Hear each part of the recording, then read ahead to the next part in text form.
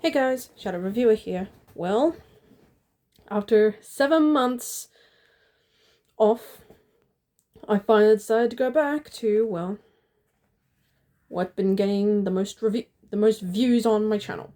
Family Guy. Yeah, we're finally back. And I'll be starting with Family Guy Season 4, Season 4, Episodes 1 to 3. So I'll be starting off with Family Guy Season 4, Episode 1, North by North Quahog. And I found the episode to be a great freaking start. I mean, what a perfect setup to start Season 4 with. Okay, so Lois and Peter have lost the spark in their marriage, and during intimacy, Lois starts shouting out other actors' names, and Peter feels like that Lois doesn't love him anymore. So, what to do about that? They decide to have a second honeymoon, which is where their love of Spark started, and that's honestly that's a great premise.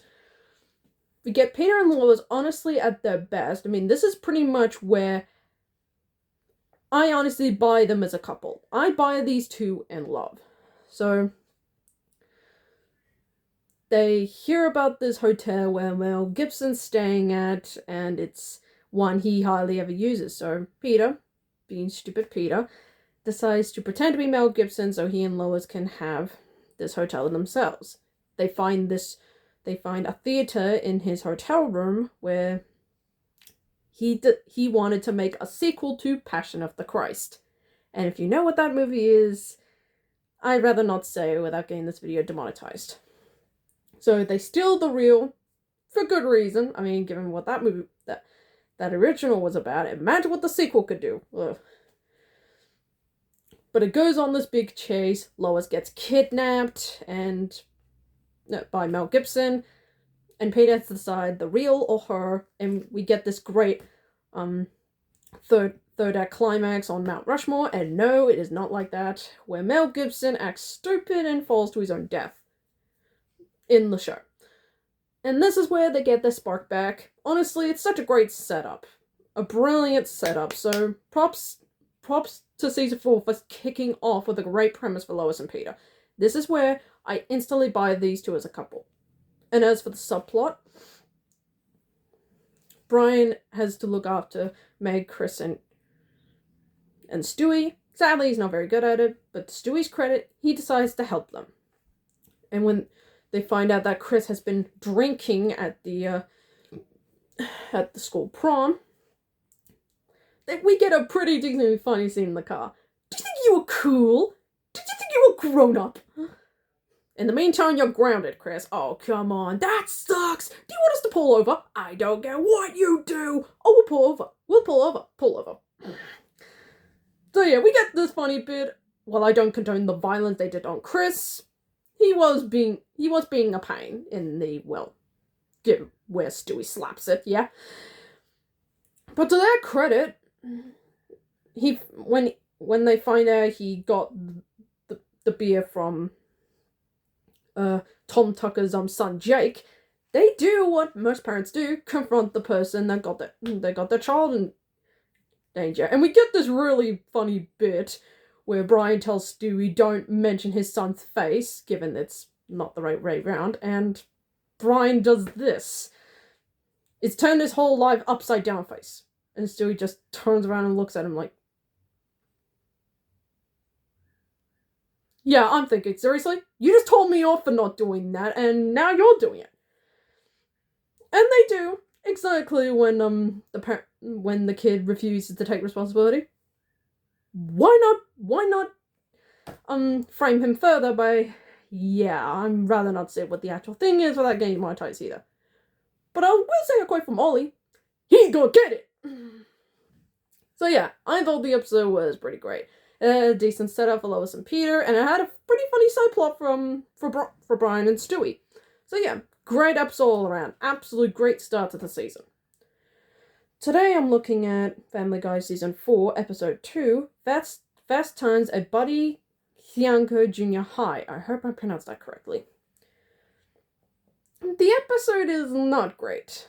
So Chris has a crush on his English school teacher, Mrs. Lockhart. Typical young teenage boy stuff. They think their teacher is gorgeously attractive. Little crush. And while that is cute at first, the teacher goes a bit too far. She tells him she likes him too, but for a price. He has to go kill her husband. And while there is a funny bit with Stewie, hey, do you have any idea what time it is? Get in the house, fatty! I mean, wow, Stewie, wow. So, yeah, don't ever say that to a beast person. That's really an awful thing to say. So, for anyone who's watching this right now, I am not saying that to you. But yeah, the romance pretty much goes where she just blows him off afterwards. I mean, did you really expect a student from your class, a 13-year-old boy, to commit acts of murder for you, sweetheart? No. Yeah, it felt pretty flat. And while it had a good start with Brian wanting to become a teacher, at the start he was pretty good at it. The kids loved him, Chris respected him as an individual. It goes down here when he booted off and he has to go down to the lower levels of the school, where he has to teach over 18 students that are the scum of society. Yeah, I don't get where this is going. I'm not saying I know where this is going, but I kind of feel like they've missed something. Now, I like the message that you can be whatever you want. I do like that, but you're talking to a bunch of people that are, well, over 18 are a scum of society. I get the message, but it feels a little lost. But I will say, the Law and Order parody got me belly laughing. That is legit clever. I watched Law and Order, and that just cracked me up. So yeah, I'll give props to this episode for having a decent start. But for the episode itself, not so much. I just wish it was something interesting. Today I'm looking at Family Guy Season 4, Episode 3, Blind Ambition. And the episode was okay. Now, to say what Quagmire does to Lois is really creepy. And while Quagmire is a character I can laugh at, giggity, what he does to Lois is really creepy. I mean, come on, dude. Hell, Peter even tries to get Lois to apologize to him when clearly he should be apologizing to her. Hell, even Loretta, who I'm not liking as a character 2 episodes later, and even Bonnie want him removed from the neighborhood. And yeah, I'm with them. I'm with them on that. I mean, he's a creep. Do you really want that running around in your neighborhood? But I will say, Quagmire kind of redeems himself when he says an attractive woman in the dressing room who's having a heart attack. Although it does end with a funny line from him. You saved her life. Thank God you know CPR. What the hell is CPR? I will say he redeems himself a little bit. Peter feels jealous that Quagmire is getting all the attention, so he wants to do something to achieve something. And sadly, he tries to eat a whole bunch of nickels, and that sadly makes him blind. I mean, what did you expect was going to happen? So he's a blind person. Yeah. But I will say, Peter does do something when he goes to his favorite shop. It is accidentally set on fire. Thank you, God. He saves the owner of the drunken clam, and that gets him to not only be something he achieved to be acknowledged. He gets his eyesight back. I have to say that's a decent reward for saving a good person and the owner of your favorite bar. So props to you, Peter, for doing that. So yeah, the episode had some blind signs at times. It was okay. But the one thing that I loved that came back, I mean, I was missing that for 2 seasons. Chicken fight. And the stuff they do is dumb. They find on a cruise ship. That cruise ship goes into the city. And yes, there is even Indiana Jones parody. I just remembered it. Where You know the scene in the first movie with the Indy punches this bald guy, but he can't seem to phase him. So a propeller finishes the job, and this is pretty much what Family Guy does too. Ernie the giant chicken gets his feathers plucked by an airplane motor.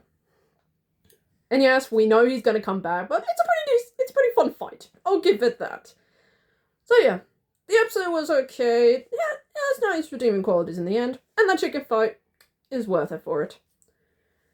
And that's the end of the video, folks. Hope you like it. Give me a thumbs up, like and comment, and subscribe, and I hope to get more videos like this. Speaking of which, tomorrow I'll be looking at Family Guy Season 4, Episodes 4 to 6. Keep an eye out for that video. Until then, I'm the Shadow Reviewer, signing off.